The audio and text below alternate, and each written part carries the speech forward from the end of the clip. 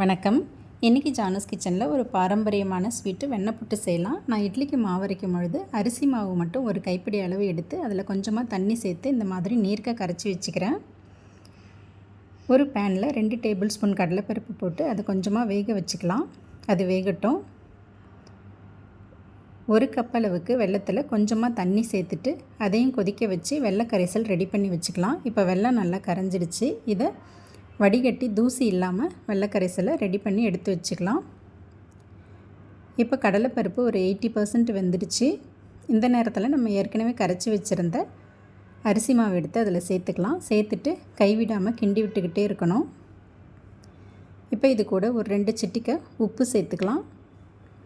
உப்பு சேர்த்துட்டு மாவு வேகிற வரைக்கும் நல்லா கைவிடாமல் கட்டி விழாத அளவுக்கு கிண்டி விட்டுக்கிட்டே இருக்கணும்.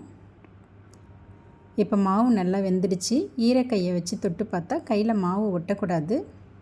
இப்போ நல்லா வெந்துடுச்சுன்னு அர்த்தம்.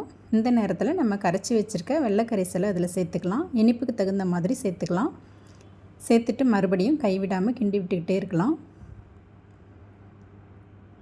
கடைசியாக இதில் ஏலக்காய் பொடி கொஞ்சம் சேர்த்துக்கிறேன். சேர்த்துட்டு ஒரு வாட்டி கலந்து விட்டுட்டு துருவின தேங்காவை 2-3 டேபிள் ஸ்பூன் இருக்கும், அதையும் சேர்த்து நல்லா கலந்து விட்டுறேன். அவ்வளோதாங்க, ஒரு பாரம்பரியமான ஸ்வீட்டு வெண்ணெய் புட்டு ரெடி ஆகிடுச்சு. இதை ஒரு கிண்ணத்துக்கு ட்ரான்ஸ்ஃபர் பண்ணிக்கிறேன்.